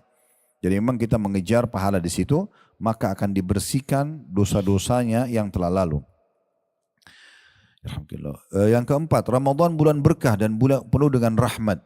Berkah artinya tercukupi, ya, atau akan mencukupi. Rahmat, karunia Allah, kasih sayang Allah SWT, rezeki Allah akan melimpah di bulan Ramadan. Disebutkan dalam hadis yang diriwayatkan oleh Imam Muslim, kata Nabi SAW, qad ja'akum syahrul Ramadan syahrun mubarak. Telah datang kalau pas tiba Ramadan, mau tiba Ramadan, akhir-akhir Sya'ban, Nabi mengatakan, telah datang kepada kalian bulan Ramadan, atau sudah dekat pada kalian bulan Ramadan. Bulan yang penuh dengan keberkahan. Semua dicukupi. Di antara cukup makanan, cukup minuman, cukup istirahat itu ya. Banyak waktu yang lebih yang bisa kita gunakan karena sudah tidak ada program makan siang misalnya. Maka banyak keberkahan. Kita lihat waktu Ramadan itu panjang sekali, banyak yang kita bisa lakukan. Makan sedikit buka puasa sudah kenyang. Sahur sedikit sudah cukup dalam seharian. Allah berikan keberkahan. Telah datang kepada kalian bulan Ramadan, bulan yang penuh dengan berkah. Iftaradallahu alaikum siyamah. Allah mewajibkan kalian berpuasa padanya. fihi yuftahu abwabul jannah. Dalam Ramadan itu dibuka pintu-pintu surga. Wa yughlaqu fihi abwabul jahim, ditutup pintu-pintu neraka. Wa taghallu fihi syayatin, dan dibelenggu semua syaitan-syaitan. Fihi lailatun khairum min alfi syahr, di dalamnya ada bulan, ada hari lebih baik daripada 1000 bulan. Man hurima khairaha faqad hurim. Siapa yang terharamkan dari kebaikan Ramadan, Ramadan juga enggak jadi baik, enggak jadi lebih dekat dengan Allah, enggak panen pahala banyak, enggak dibersihkan dosanya, maka dia telah terharamkan dari semua kebaikan. Dia orang itu paling rugi. Maka dalam riwayat yang lain dan disahihkan oleh Syekh Albani, disebutkan oleh Al-Mundhir dalam kitab Targhib Tarhib beliau, Nabi SAW naik di mimbar lalu mengatakan amin, amin, amin 3 kali. Waktu turun dari mimbar, kata para sahabat, ya Rasulullah, kami dengar Anda bilang amin, belum pernah kami dengar sebelumnya. Kata Nabi SAW, waktu saya naik mimbar tadi, Jibril datang dan mengatakan kepadaku, hai Muhammad, siapapun yang mendapatkan Ramadan, kemudian Ramadan pergi dan dia belum diampuni, maka celakalah dia. Bilang amin. Kata Nabi SAW, amin. Maksudnya kalau Ramadan saja, satu dunia ini umat Islam semuanya ikuti program. Puasa siang hari, sholat malam di malam harinya, baca Quran, berlumba-lumba cari pahala. Dia tidak baik, lalu kapan dia jadi baik nih? Berarti kalau terharamkan dari kebaikan Ramadan, maka terharamkan dari semua kebaikan. Lalu kata Jibril, hai Muhammad, celakalah. Doakan kecelakaan orang yang mendapatkan kedua orang tuanya, atau salah satunya kemudian meninggal dan belum sempat memasukkannya ke dalam surga. Ya. Maka Nabi SAW mengatakan amin, karena dia tidak berbakti maksudnya. Dan katakanlah celaka juga, aminkan orang yang mendengarkan namamu disebutkan di depanmu atau di depannya, lalu dia tidak baca salawat kepadamu. Maka Nabi SAW mengatakan amin. Tapi saksi bahasan kita tentang masalah Ramadan. Yang kelima, dibukanya semua pintu surga dan dalilnya sama dengan tadi. Dan di sini ulama berbeda pendapat tentang masalah sabda Nabi SAW, dan di dalam Ramadan dibuka pintu-pintu surga. Ada yang dikatakan, ada yang mengatakan maknanya hakiki. Betul-betul pintu surga dibuka walaupun kita belum melihatnya gitu ya. Dibuka artinya dibuka pendaftaran bagi orang-orang yang mau masuk ke surga. Jadi kalau misalnya Pak Ibu-Ibu sekalian ada satu perusahaan membuat iklan, dibuka pendaftaran jadi pegawai di perusahaan ini tanggal 1 sampai 31 Januari. Yang datang mendaftar di waktu ini tentu sangat dekat untuk bisa diterima. Karena dia datang di masa pendaftaran, kan begitu. Nah itu seperti itu Ramadan sebenarnya. Walaupun di luar tanggal pendaftaran tadi, mungkin perusahaan masih butuh pegawai, bisa datang melamar. Tapi beda dengan kalau lagi dibuka lowongan gitu ya. Nah Ramadan ini dibuka lowongan itu. Mau nggak jadi ahli surga? Ini dibuka pendaftarannya, ayo gitu.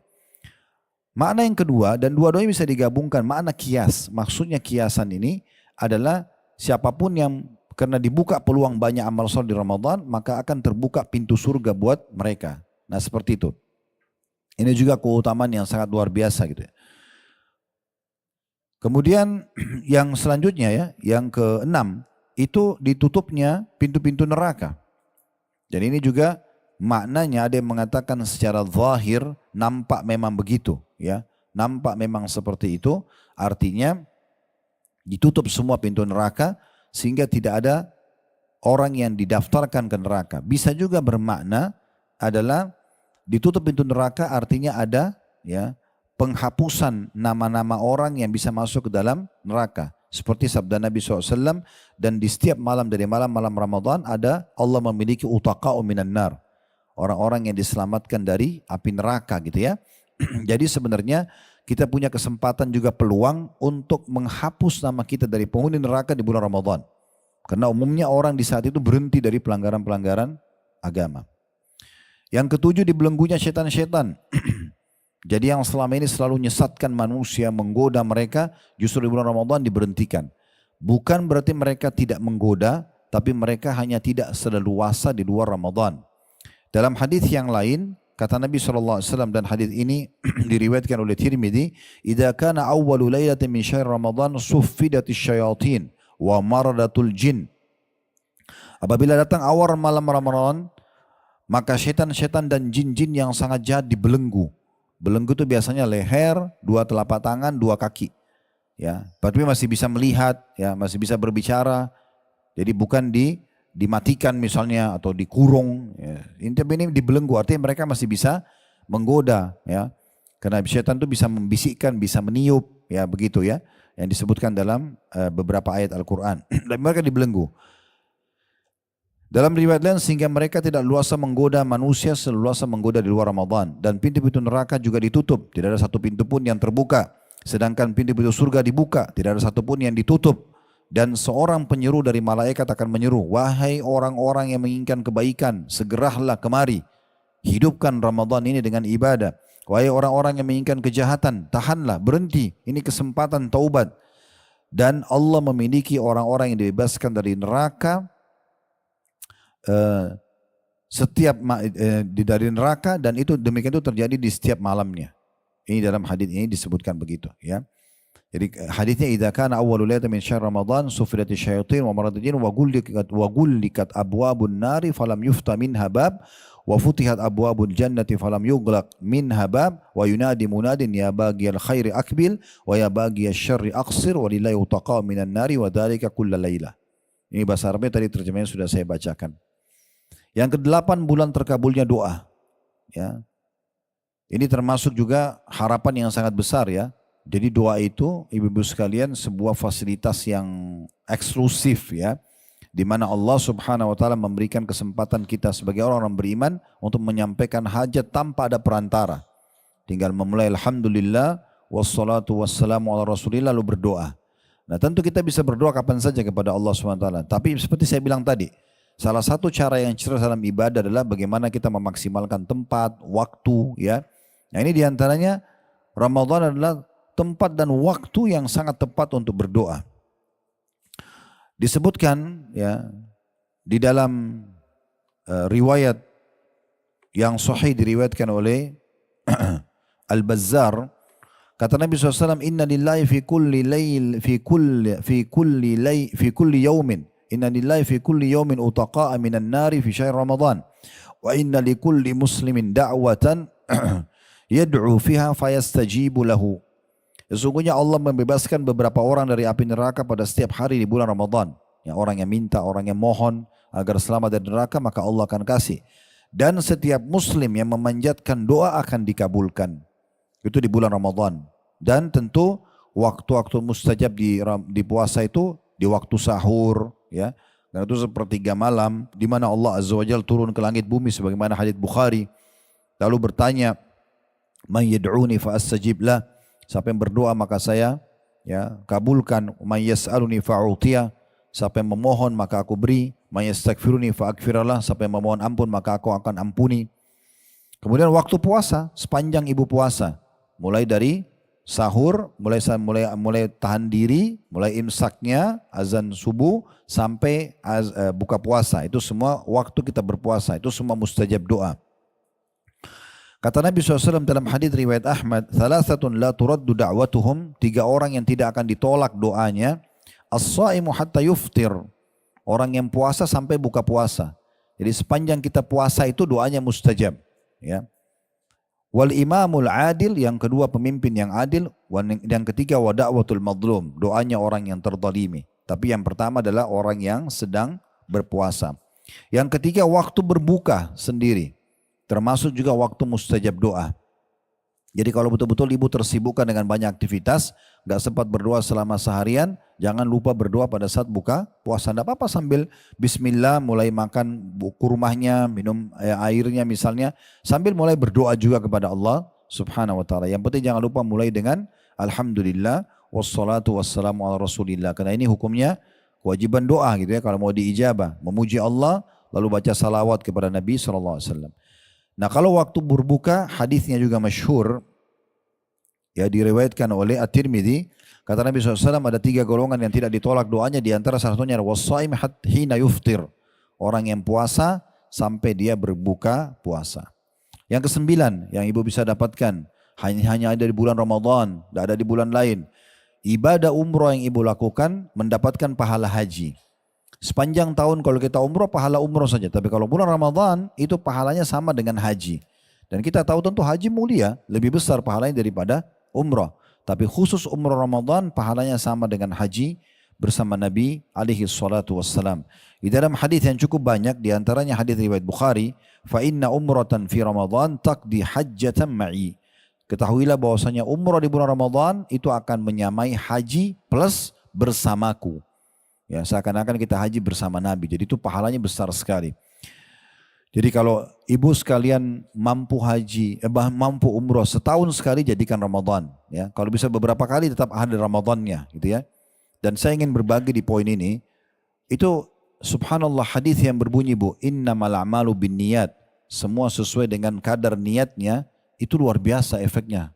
Ya, perkataan Nabi SAW, semua sesuai dengan kadar niatnya. Itu luar biasa. Ya, kenapa? Karena ibu niat baik, Allah mudahkan. Ibu niat buruk, Allah mudahkan. Bukan Allah dukung dia. Tapi kalau dia maunya itu, ya sudah Allah mudahkan juga buat dia.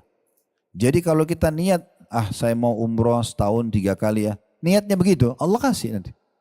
Kalau ya saya gak usah deh umroh setahun sekali aja. Ya udah sesuai dengan niatnya. Gitu kan. Itu Allah kasih. Saya mau haji tiap tahun ya. Walaupun belum ada uangnya. Tapi kita tulus niat sama Allah, Allah yang mudahkan. Nanti Allah punya cara. Kalau kita mau cari secara persentase ya, mayoritas yang umroh haji itu orang tidak mampu loh. Mayoritasnya orang tidak mampu. Terbukti yang paling banyak terjual paket-paket murah itu. Ya. Jadi banyak orang tidak mampu, kadang-kadang mereka nabung baru berangkat. Mayoritasnya itu, persentase lebih besar mereka. Kenapa bisa? Niatnya. Mereka niat mau berangkat. Sayang sekali kalau orang mampu kemudian tidak diikuti dengan niat. Sehingga tinggal tersempurnakan niat itu dengan harta yang dia miliki. Apalagi di bulan Ramadan. Dan Nabi SAW menjamin orang yang suka umrah dan haji ini dalam hadis yang mulia, tabi'u bainal haji wal umrah. Rutinkan haji dan umrah. Setelah umrah, umrah lagi. Setelah umrah, haji. Setelah haji, umrah. Rutin terus. Programkan itu. Nabi yang suruh. Tabi'u artinya rutinkan. Ya. فَإِنَّهُمَا يَنْفِيَانِ الْفَقْرَ وَالذُّنُوبِ. Karena keduanya, haji dan umrah, akan mengikis habis. Ya. Kefakiran atau kesusahan hidup. Kemiskinan dan dosa-dosa. Kama yanfirul kiru khabathal hadidi wa dhahabi wal fiddah. Sebagaimana buapan api. Tiupan api ya, pandai besi itu kalau dia mau bersihkan karat dari besi, dari emas, dari perak kan dia tiup tuh apinya pakai alat.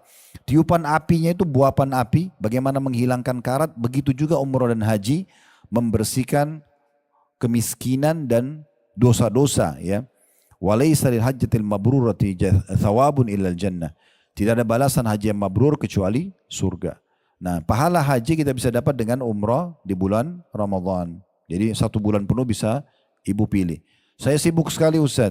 Sekarang program travel bisa ibu kalau mau berangkat hari ini pulang besok bisa. Berangkat Sabtu pulang Ahad bisa. Sangat mudah gitu kan. Biasa kami tawarkan begitu di travel sama jemaah. Mau berangkat sibuk sekali. Berangkat Jumat pulang Sabtu. Berangkat Sabtu pulang Ahad. Mudah sekali. Ambil pesawat. Biasanya ada Garuda pagi jam 9 pagi kalau nggak salah. Tiba sana tuh masih jam 5 sore. Karena mereka mundur 4 jam. Langsung masuk Mekah umrah. Nginap sehari, besok sudah bisa pulang. Artinya tidak ada alasan di masa kita sekarang untuk tidak meraih keutamaan ini. Gitu kan? Besar sekali. Kalau masa dulu susah.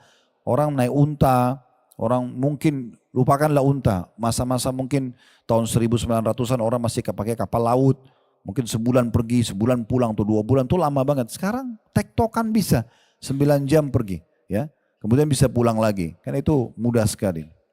Yang ke-10, ini juga tidak dimiliki kecuali bulan Ramadan, yaitu adanya malam Lailatul Qadar. Lebih baik daripada 1000 bulan. Nggak ada di bulan lain ini, hanya bulan Ramadan. Kita sudah tahu tentang masalah itu. Ya. Allah berfirman dalam surah Al-Qadar, namanya surah Al-Qadar, surah nomor 97 ayat 1 sampai ayat 3, yang bunyinya Inna anzalnahu fi Lailatul Qadar. Sungguhnya kami turunkan Al-Quran benar-benar pada malam kemuliaan. Itulah Al-Qadar tadi ya. Wa ma adraka ma Lailatul Qadar? Apakah kamu atau apa yang kamu ketahui tentang malam kemuliaan itu? Lailatul Qadri khairum min alfi syahr. Malam kemuliaan itu lebih baik daripada 1000 bulan. Nanti akan kita maknakan itu ya. Dalam ayat yang lain Allah menyebutkan dalam surah Ad-Dukhan, surah nomor 44 ayat 3 yang bunyinya Inna anzalnahu fi lailatin mubarakah inna kunna munzirin. Sesungguhnya kami benar-benar menurunkan Al-Quran pada satu malam yang diberkahi. Itulah malam Al-Qadar. Dan sungguhnya kamilah yang memberi peringatan. Nah, di sini orang banyak melalaikan masalah ini. Ya. Oleh karena itu saya ingin berbagi. Ya, ibu-ibu kalau mau beli pakaian, baju lebaran dari sekarang. Jangan akhir Ramadan. Ya. Akhir Ramadan itu malam-malam ganjil, malam Lailatul Qadar, bukan di mall, bukan di pasar, gitu kan.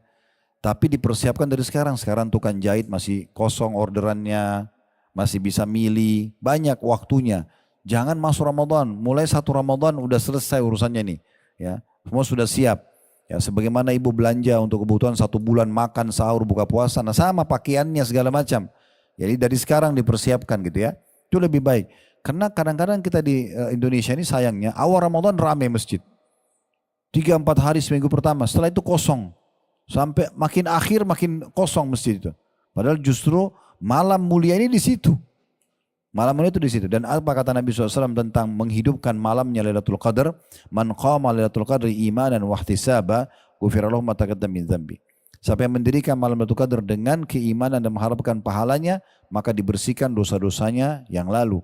Dan kata Nabi SAW, ini tentunya hadis yang masyhur, ya diriwayatkan oleh Bukhari. Dalam riwayat Bukhari yang lain kata Nabi SAW, taharru Lailatul Qadri fil witri minal ashril awakhir min Ramadan. Kejar Lailatul Qadar itu di malam-malam ganjil dan 10 malam terakhir di bulan Ramadan. Apa maknanya 1000 bulan? Kalau kita hitung ini supaya lebih mudah difahami, 1000 bulan mungkin agak sulit orang faham. 1000 bulan itu Bu sama dengan 83 tahun plus 4 bulan. Maknanya, rinciannya, kalau ibu baca subhanallah sekali aja, pas Lailatul Qadar, sama dengan pahalanya subhanallah 1000 bulan. 83 plus 4 bulan. Sedekah 1000 rupiah, sama dengan sedekah 1000 bulan. Sholat malam sama dengan 1000 bulan. Terus begitu. Semua dilipat gandakan seperti 1000 bulan. Ini enggak ada kecuali di Ramadan. Maka maksimalkan. Justru 10 terakhir Ramadan itu, Nabi SAW lebih menguatkan ikatan sarung beliau dan membangunkan istrinya untuk sholat malam bersama-sama. Jadi kalau malam-malam lain tidak seperti itu, tapi malam 10 terakhir luar biasa. Sampai ada hukum i'tikaf di masjid dan seterusnya. Maka ini dimaksimalkan ya. Ini juga kalau kita korelasikan dengan tadi umroh Ramadan, kalau ibu bisa ambil yang akhir Ramadan itu lebih tepat lagi. Sehingga bisa mengejar di malam-malam ganjil itu. Yang ke-11 ya, ini bulan pelipat gandaan pahala. Kita bisa melipat gandakan tambahan pahala.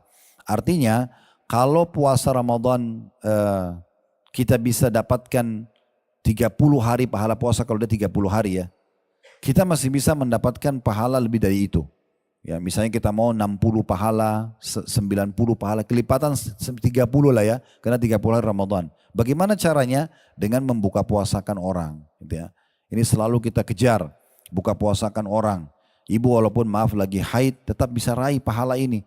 Ya, menyiapkan mungkin buka puasa buat suami atau masjid dekat rumah gitu ya. Biasanya itu saya tahunya di Indonesia itu ada bagus juga program ya. Sebagian Pak RT atau Bu RT biasanya buat program masjid atau marbu masjid gilirkan buka puasa dari rumah-rumah ya. Tapi ada sebagian keluarga yang unik nih. Begitu tiba gilirannya dia masih tanya, oh sudah giliran saya ya. Seakan-akan dia heran kenapa gilirannya tiba. Harusnya kalau bisa dari awal Ramadan ibu sudah blok masjid dekat rumah. Semua buka puasa dari saya ya. Nah gitu itu benar. Atau kalau tidak bisa semuanya kurmahnya aja.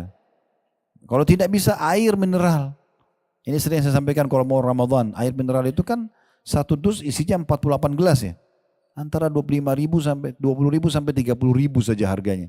Kalau kita bisa nyumbang satu hari satu dus air mineral saja misal. Dan itu dikasih satu orang. Kalau Ramadan kan orang semua buka puasa di masjid. Maka diminum oleh 48 orang. Artinya hari itu kita dapat 49 puasa. Kita satu dengan 48 orang lain. Karena waktu Nabi SAW sampaikan hadis tentang man fattara sha'iman, siapa yang buka puasakan orang yang puasa, kana lahu mithlu ajri ghaira annahu la yanqus min ajri sha'imin syai'a. Dia akan mendapatkan pahala seperti orang yang dia buka puasakan tanpa dikurangi sedikit pun. Ada sahabat yang nyeletuk gini, ya Rasulullah, tidak semua orang bisa buka puasain orang. Bayangkan sahabat ini mungkin yang seperti kita bayangkan nasi lengkap sama segala macam, mungkin satu porsi bisa 50.000. Kalau mau dapat satu masjid 1.000 orang banyak banget misalnya perharinya. Maka Nabi bilang sesungguhnya Allah akan memberikan pahala buka puasa itu pada siapapun yang memberikan walaupun sebutir kurma, walaupun seteguk air, walaupun susu yang dicampur dengan air. Kalau susu pun tidak bisa sempurna, dicampur air supaya dia bisa jadi 2 gelas tetap dapat. Gitu kan. Nah itu pahala yang luar biasa yang harusnya jangan disia-siakan. Jadi programin dari sekarang. Kami di yayasan buat program itu. kita bukain di menjelang Ramadan itu kita bukain kurma yang per 10 dus. Siapa saja yang mau sebarin silakan, gitu kan? Tinggal hubungi yayasan, nanti bisa dapat harga khusus lalu disebarin. Mau sebarin sendiri boleh atau yayasan yang bagikan untuk meraih pahala. Sebagaimana juga tadi saya bilang kita juga buka peluang di Ramadan untuk buka puasakan orang di Mekah ya untuk meraih pahala lebih besar. Nah ini diantaranya pelipat gandaan pahala dengan meraih pahala puasa orang lain gitu ya. Bisa juga dengan kita tambah program seperti membagi-bagikan Al-Quran ya, walaupun sekarang sudah banyak orang pakai aplikasi di handphone ya. Kalau ibu misalnya punya dapat aplikasi Quran yang bagus, misalnya ibu lalu kirim ke grup, ini aplikasi Quran bagus nih, mungkin ada yang pakai misalnya. Atau kalau tidak kita beli fisik mushafnya. Ya, ada mushaf kecil, kita bagi ke pesantren, bagi ke rumah tahfidz misalnya. Itu juga salah satu program pelipat gandaan pahala karena mereka menghafal dan membaca dari situ, gitu kan?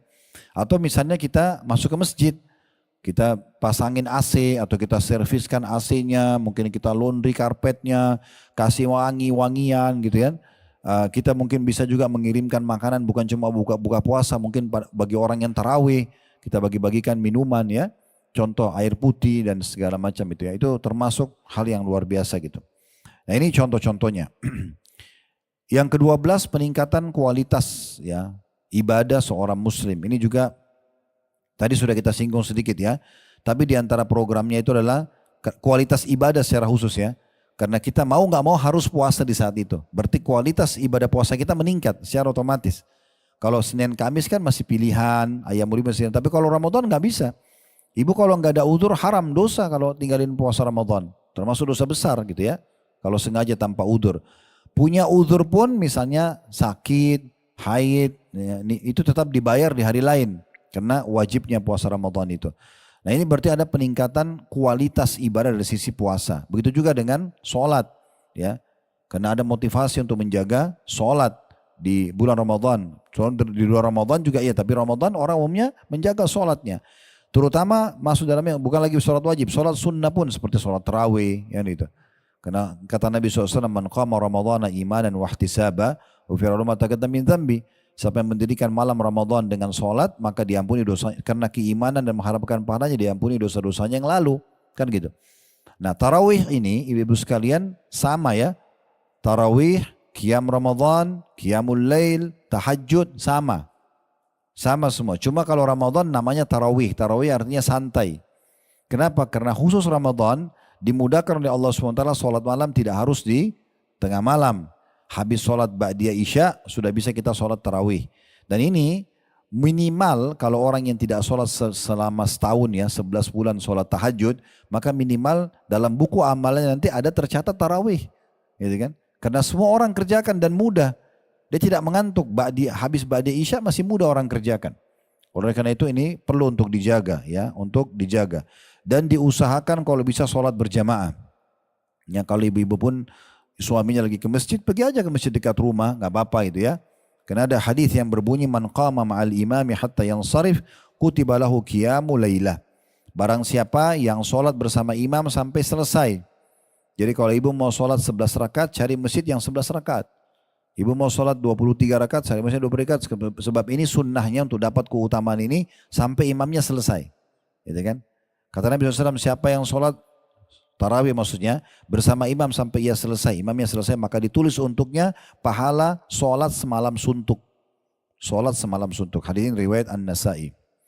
Di antara program juga peningkatan skill ibadah kita itu adalah i'tikaf, mengikat diri di masjid. I'tikaf itu ada minimalnya bu. Minimalnya itu ibu misalnya antara sholat dengan sholat. Misalnya duhur ke asar, maghrib ke isya itu sudah bisa dihitung i'tikaf. Kalau niatnya mengikat diri di masjid maka namanya i'tikaf. Tapi yang Nabi SAW contohkan itu 20 terakhir Ramadan. Terutama di akhir hidup beliau. Sebelum beliau meninggal dunia, jauh sebelumnya itu biasanya beliau 10 hari terakhir. Tapi sebelum meninggal, tahun terakhir belum meninggal, beliau 20 hari berturut-turut. Ya, dari 20 Ramadan sampai 20 Ramadan dari 10 Ramadan sampai 30 gitu ya. Ya itu juga termasuk ya. Dan ini kita dianjurkan untuk lebih mengenal masjid ya. Lebih supaya mendekatkan diri kepada Allah SWT karena itikaf ini betul-betul mengikat diri di masjid. Dan wanita pun boleh itikaf, cuma memang ada syarat-syaratnya ya.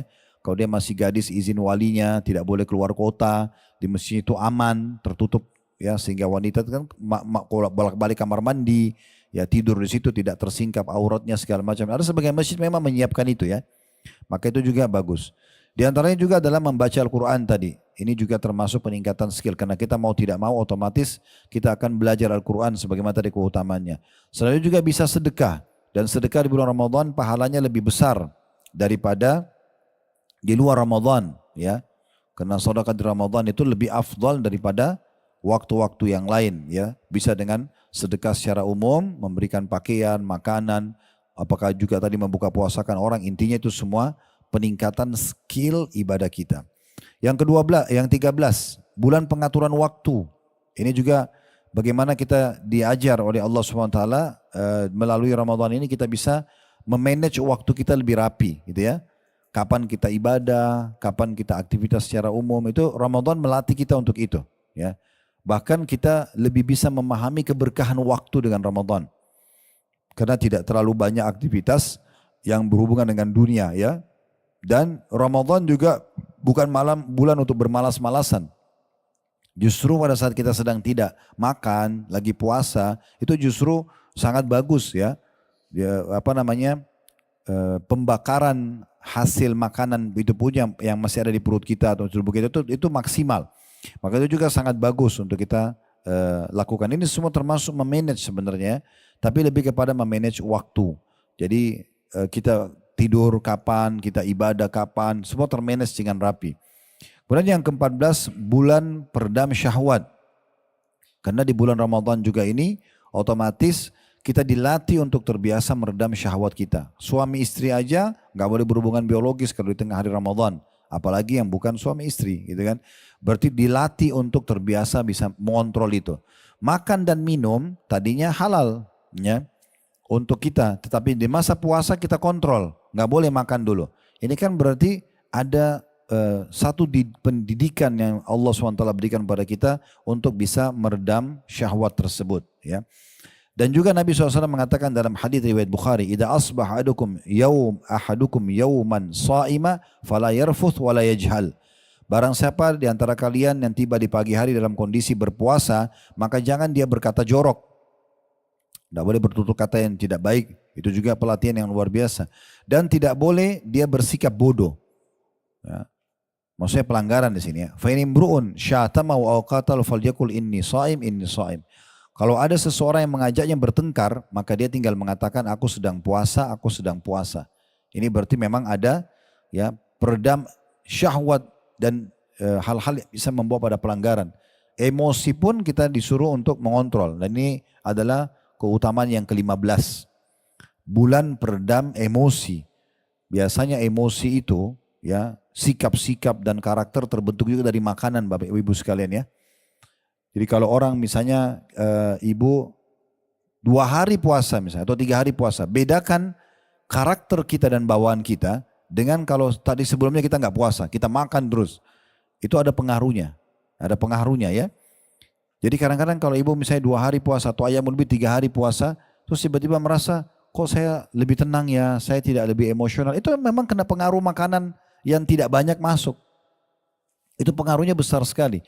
Sementara memang banyak penyebab penyakit-penyakit berat seperti stroke, ya, darah tinggi, itu kan emosi. Makanya waktu seorang datang kepada Nabi SAW mengatakan, ya Rasulullah wasiatkan saya, maksudnya supaya saya bisa bahagia, tentram hidup, gak punya masalah sama orang, la taghdab, jangan kau emosional. Apalagi ya Rasulullah, la taghdab, sampai 3 kali. Apalagi ya Rasulullah, la taghdab, jangan kau emosi. Nah dalam hadis lain, la taghdab walakal jannah, jangan kau emosi maka bagimu surga. Yang ke-16, bulan kepedulian. Bagaimana kita dilatih bulan Ramadan peduli dengan orang. Karena dengan Ramadan kita jadi tahu kalau yang selama ini kita kaya selalu melimpah-limpah makanan dan minuman. Ramadan karena kita harus puasa sebulan kita terlatih untuk merasakan bagaimana susahnya orang kalau lapar dan haus. Sebenarnya itu memunculkan kepedulian. Ya.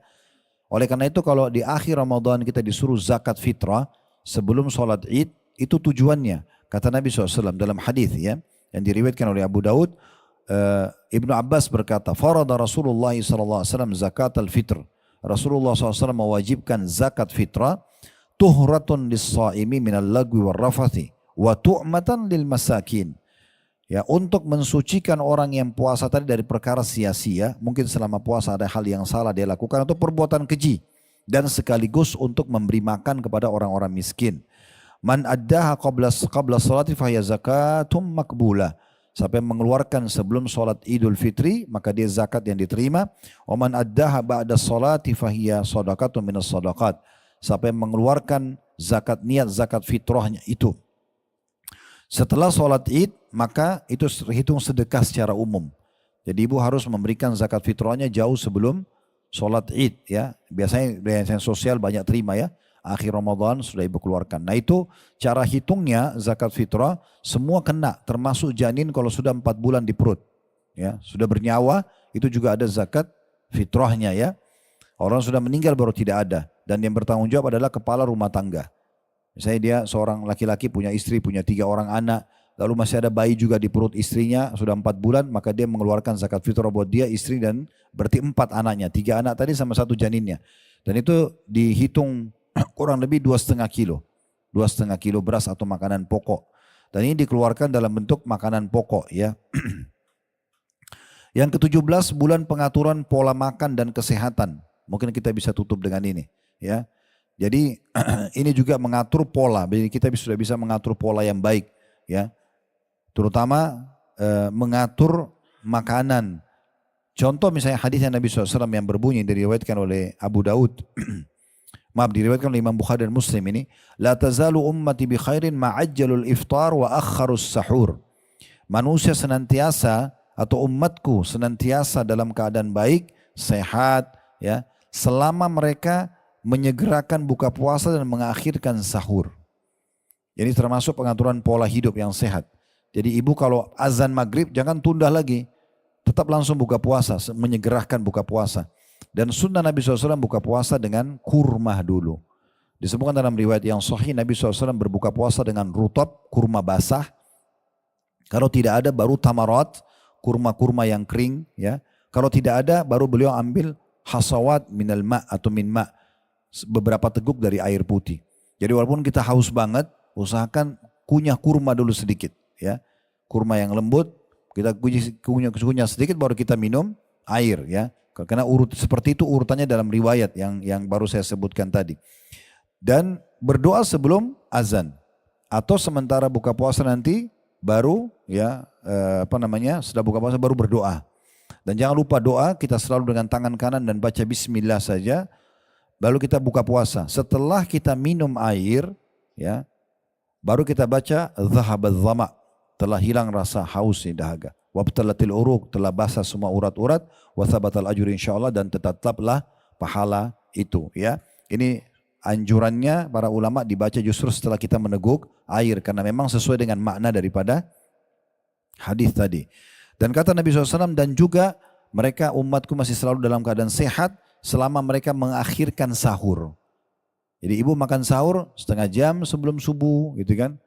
Jadi kita justru makin dekat azan makin bagus karena akan membuat kita lebih tahan sampai buka puasa nanti. Walaupun sebenarnya yang perlu kita garis bawahi, hadis tadi yang saya bilang innamal a'malu binniyat, ya semua sesuai dengan niatnya. Kalau ibu misalnya sahur lalu ibu berpikir gitu ya dan ibu dalam hati tersirat, ya saya jam 11 sebentar lapar gak sih? Nanti jadi lapar benar karena dia niatnya sampai jam 11 gitu ya. Tapi kalau dia niatnya insya Allah saya akan bisa tahan sampai buka puasa. Sampai buka puasa pun berapa kali mungkin diantara kita rasakan. Saya sering rasakan cuma makan kurma 2-3 butir, minum air, sholat. Gak ada, sampai habis terawih kadang baru makan. Oke-oke saja karena memang niatnya seperti itu. Karena memang niatnya seperti itu. Allahu a'lam. Kalau tadi hadis yang menyebutkan tentang Nabi SAW buka puasa dengan rutabat, ya beberapa kurma yang basah, kemudian kalau tidak ada baru kemudian tumairat atau kurma-kurma yang kering. Kalau tidak ada baru kemudian tegukan-tegukan air, itu hadis yang diriwayatkan oleh Abu Daud. Allahu a'lam. Ini bahasan kita. Jadi kalau kita simpulkan sebenarnya untuk termotivasi mengerjakan sebuah ibadah adalah kita mengetahui keutamaan dari ibadah tersebut, dan karena kita ingin tahu amalan apa yang kita kerjakan sebelum Ramadan, justru ini yang kita lakukan. Kita belajar dan kembali mengingat kembali keutamanya supaya nanti kita sambut dengan baik dan kita bisa programin dari sekarang gitu ya. Alhamdulillah sudah kita selesaikan. Mudah-mudahan Allah SWT menerima semua hajat-hajat dunia akhirat kita. Allah terima seluruh amal-amal saleh yang pernah kita kerjakan dan juga akan kita kerjakan dengan pahala yang sempurna. Semoga semua dosa kita juga dimaafkan dan ditutupi oleh Allah Subhanahu wa taala. Allah tinggikan derajat kita dan Allah mudahkan kita, dipanjangkan umurnya selalu dalam ketaatan kepada Allah Subhanahu wa taala. Allah berikan Ramadan yang banyak ke depannya, maksimal yang Allah berikan kepada hamba-hambanya, dan sebagaimana Allah satukan kita di majelis ini, Allah juga satukan kita di surga Firdausnya tanpa hisab di hari kiamat nanti. Allahumma amin. Wa sallallahu nabiyana Muhammadin wa alihi wa sahbihi wasallam wa akhir da'wan alhamdulillahi rabbil alamin.